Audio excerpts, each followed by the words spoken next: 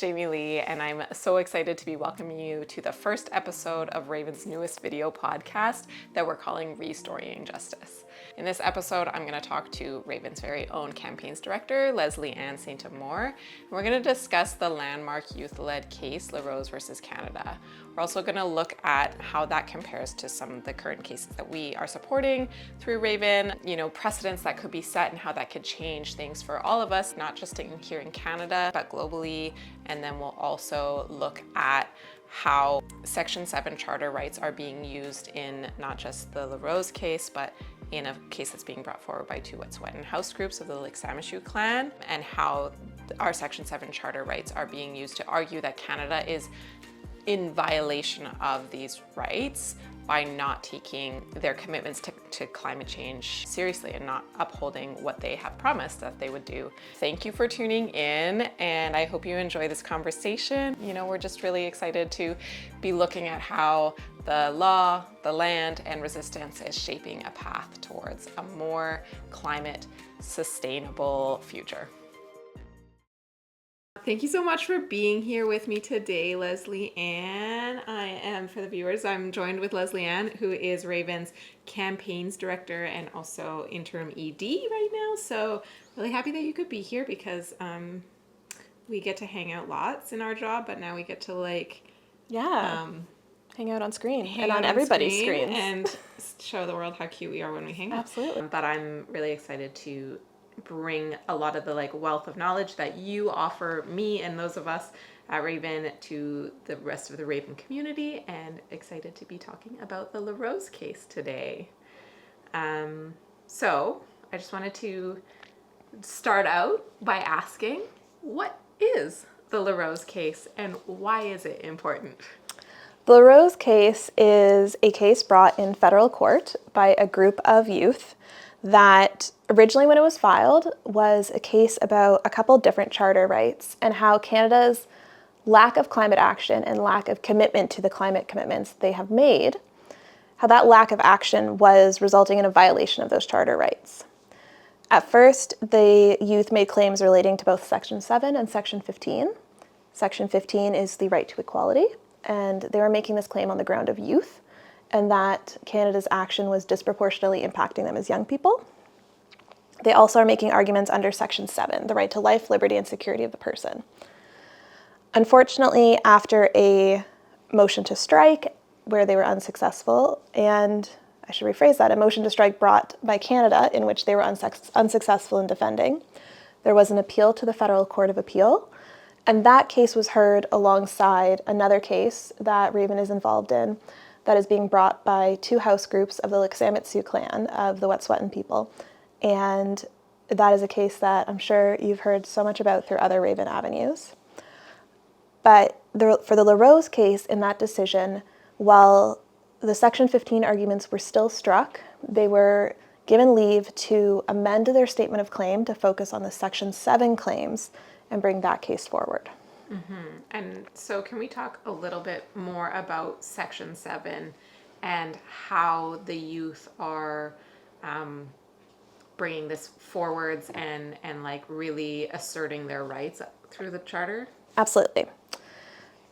Section 7, life, liberty, and security of the person, is a really interesting and really important piece of the charter. It's the piece that means government in Canada can't take actions that hurt you. It's what protects you from torture, from unjustified confinement. But there's a tension with Section 7 where there's a challenge in articulating rights sometimes because the way our rights are traditionally understood are what are often called negative rights. You have a right to be free from interference with those rights, not that you have a right to something.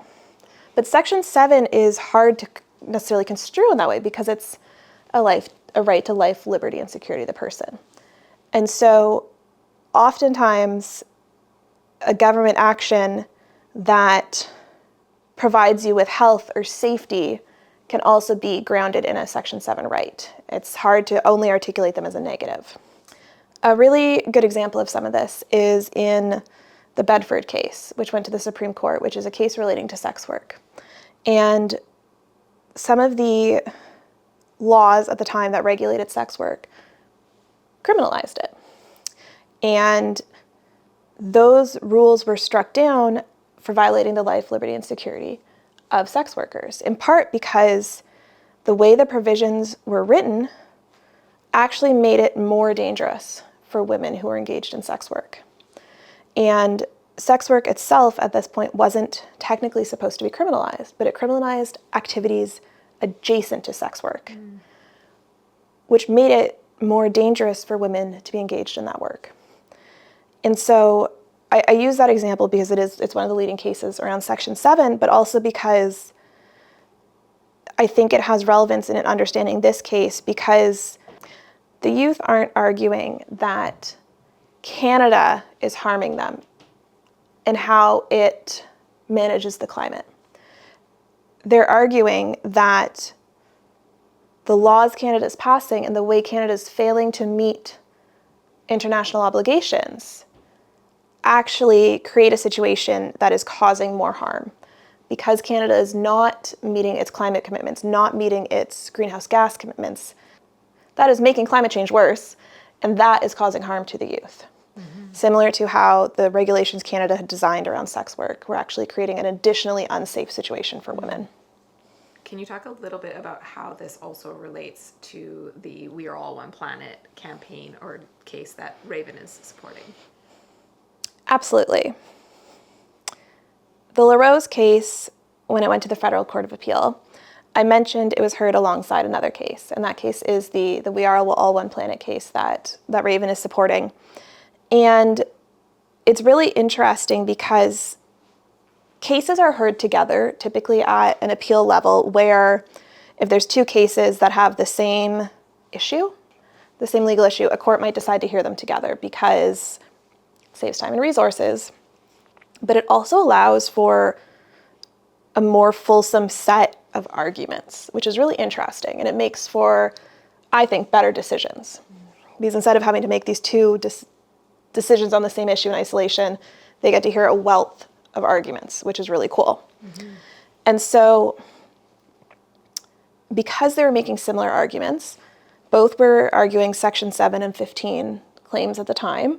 The Likhts'amisyu House groups were arguing Section 15 in relation to discrimination, racial discrimination as Indigenous folks, and similar Section 7 claims.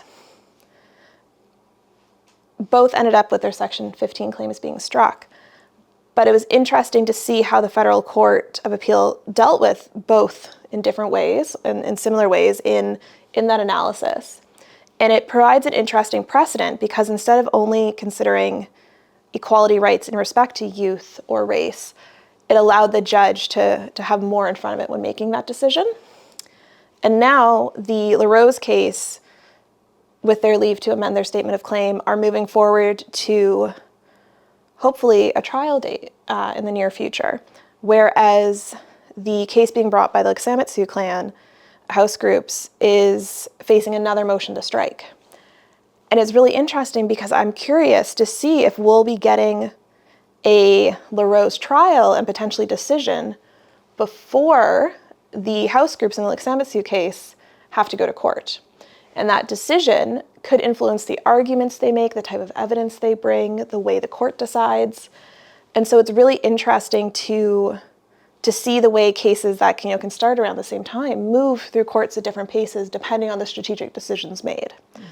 From my understanding in the LaRose case, there was a decision made to err on the side of keeping their arguments more narrow in order to avoid an additional motion to strike and move forward. Whereas, from my understanding with the other case, the arguments made were still a bit more broad, and that's resulted in this motion to strike again. And so it's interesting because both are creating potentially different precedents, but on slightly different avenues that can be of assistance to either each other, but also future cases. Mm-hmm. Absolutely. And I think the thing that's really interesting, excuse me, I think the thing that's really interesting in all of this is that we are talking about like two cases that are close to home for us, but that all over the world, people are choosing to take justice action against governments and, industries' inaction around the future of our climate. And so we are seeing like really amazing groups of people and all kinds of different people who identify in different ways across the globe who are choosing to take legal action for future generations. And so I'm wondering if you can speak a little bit about how this is also playing a part in a bigger global initiative around how we move together in a more just way for a climate stable future.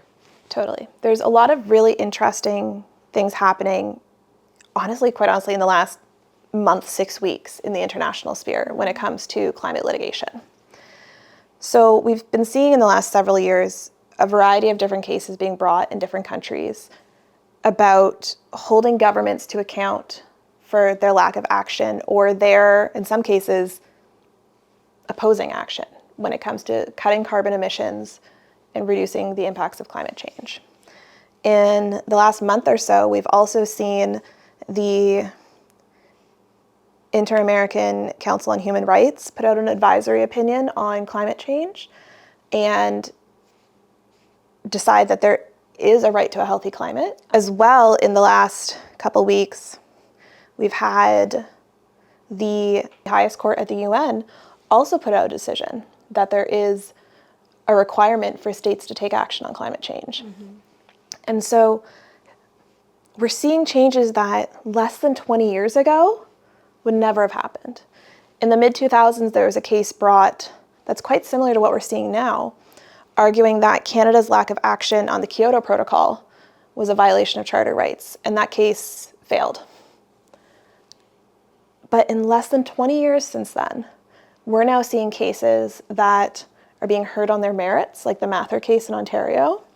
We're seeing international bodies deciding that there is a requirement for climate action, that there's a right to a healthy environment.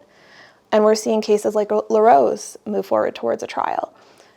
And it's really exciting to see because the law evolves with us and it doesn't happen in isolation. I don't think that were we not seeing climate litigation from around the world, I don't think we'd see cases like Mather or LaRose being as successful. Can you explain what Mather is for folks who don't know? Oh, sure, sorry. So the Mather case was a case brought in Ontario that is in many ways the Ontario equivalent to LaRose. It was a group of youth supported by Eco-Justice bringing a case there. And it is currently working its way through the appeals process. Okay. Yeah, absolutely. And I wonder what, my understanding is that the Paris agreements had a pretty big impact on this sort of global movement for justice around climate change. Do you have anything else to say about how that maybe has been influencing some of these cases? Sure, absolutely. A lot of these cases rely on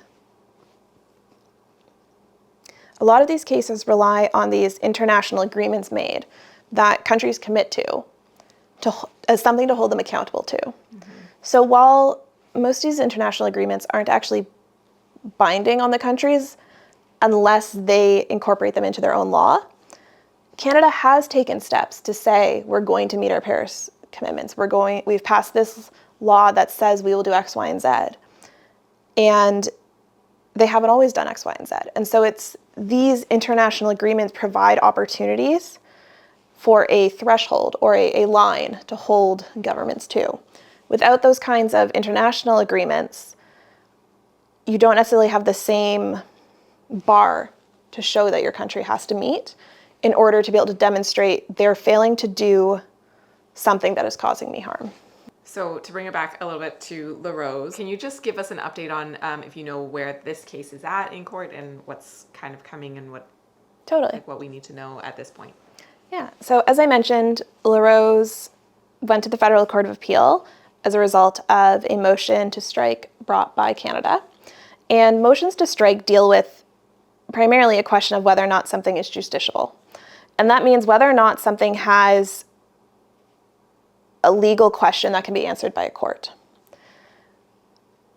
Courts aren't there to answer every question. And it can be frustrating, but it's also, I think, a really important thing to remember because there's certain questions that are better left to legislatures.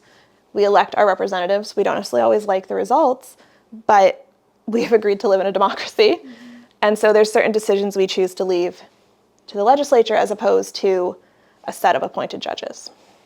And so sometimes decisions aren't justiciable because it's not actually a legal question, it's a question of discretion. Because there might be 2, 3, 500 different ways of dealing with a problem. And sometimes just because the government makes a decision to do one of those things doesn't actually mean it's legally wrong. They are our appointed, our elected representatives. They use their discretion to make those decisions. Mm-hmm. Climate change is a big problem. And there's a lot of different ways people want or think we should solve it, handle it. And when it comes to climate litigation, often one of the issues cases face in considering how to move forward, how to make their arguments, is this question of justiciability and whether or not they're clear enough in making their argument based on an actual legal issue to be decided and that it's not something that actually just falls in the political realm. Mm-hmm. And so LaRose, one of the aspects that was part of the discussion at the Federal Court of Appeal is, is there actually a legal action that has been taken that is depriving the rights to life, liberty, and security of the person? Because I could argue the government isn't doing enough to take action. I could argue the government isn't doing enough in a lot of ways, because there's a lot of things in the world that impact my life, liberty, and security. But the government isn't obligated to take every possible action to protect your life and liberty. Mm-hmm. It's required to not impair it. Okay.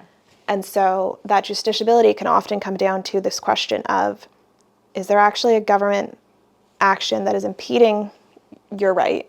Or is it just you disagree with how the government is wanting to deal with it because it's not necessarily what you think is the best option? Mm-hmm.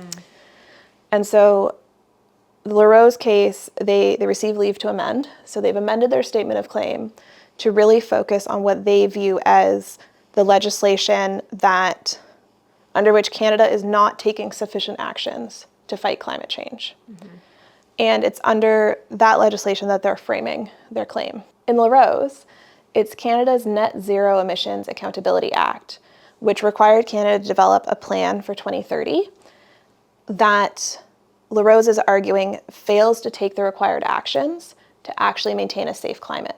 Mm-hmm. And so by being able to frame their arguments specifically on government actions that are being taken and how they don't meet the commitments Canada has made and the promises Canada has made, they're pointing to that specific impairment, which is what makes this a justiciable decision, as opposed to other ways other climate litigation has been framed in the past and has been unsuccessful, where it focuses on a lack of action rather than specific actions that are happening, and that becomes much harder to frame as a justiciable argument as opposed to a political. Mm-hmm. Okay.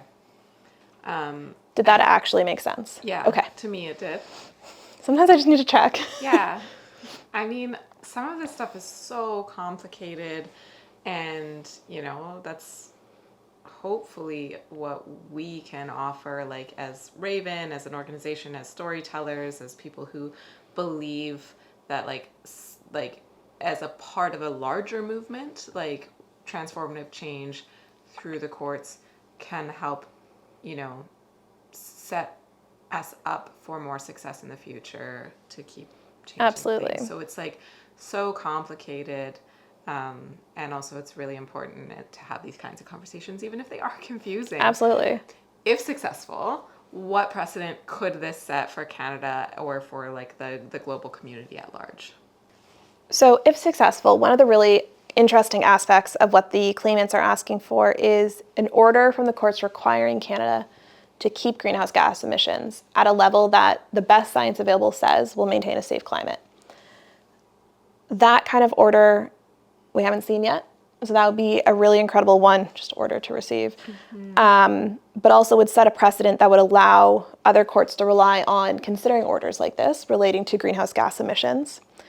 It would also set a really incredible precedent around Section 7 and how it can be used in climate litigation, As far as I'm aware, there has yet to be a successful As far as I'm aware, there's yet to be a successful Section 7 climate case in Canada. And this would provide a really interesting opportunity for a court to discuss how a healthy climate fits into life, fits into liberty and security. You know, a healthy climate is required to live. We need oxygen. We need to be able to breathe. We need to not be under threat from physical impacts of climate change. Liberty, we need a healthy climate, a healthy earth in order to exercise any liberty meaningfully. Security of the person, similar to what I said for life. Safety, the access and ability to access food and water is impacted by climate change. These things that so go to the core of our ability to exist.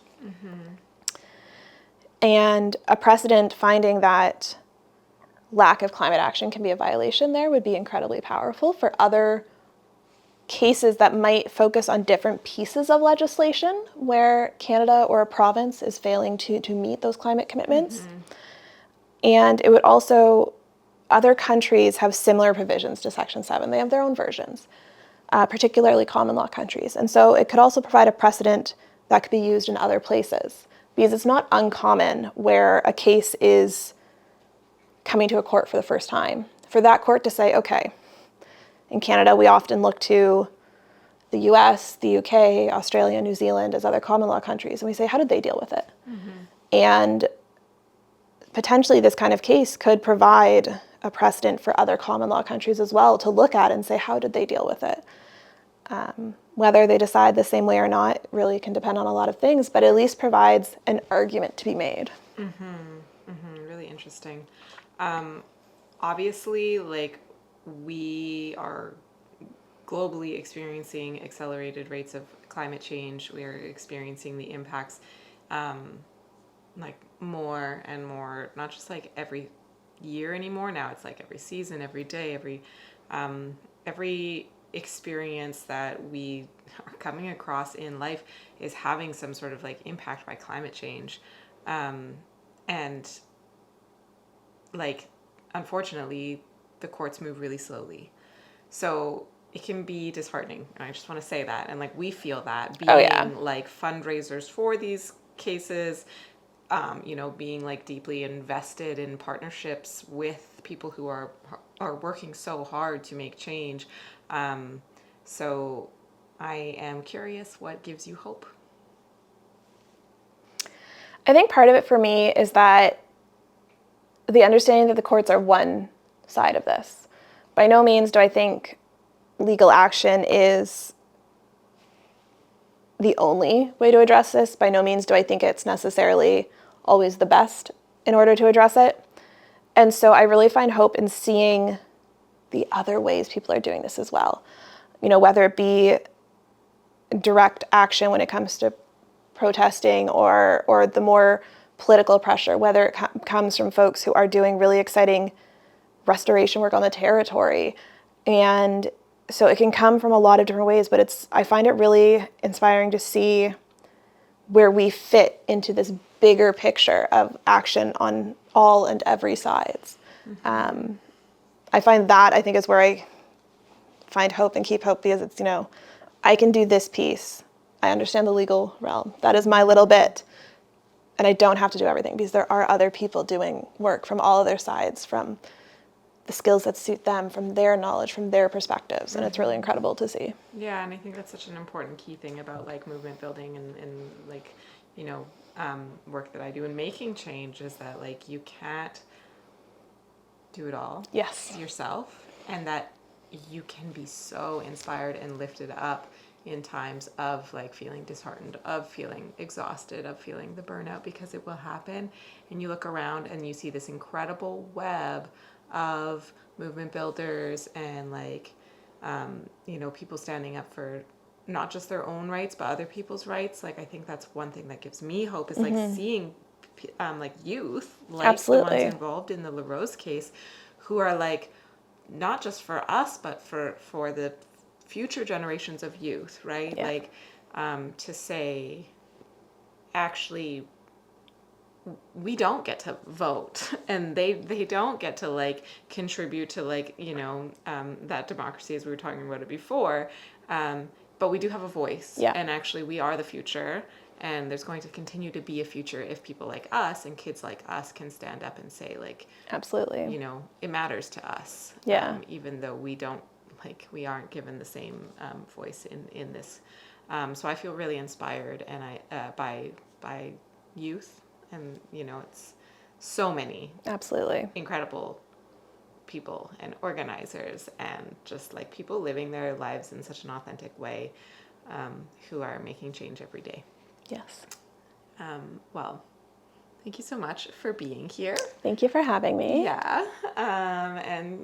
And we just are so grateful to you and the knowledge that you bring to Raven. Like I've learned so much since you've been at Raven, and it's great for me as a storyteller and not somebody who comes from a legal background to be like, hey, Leslie Ann, what does this mean? What's this legal jargon?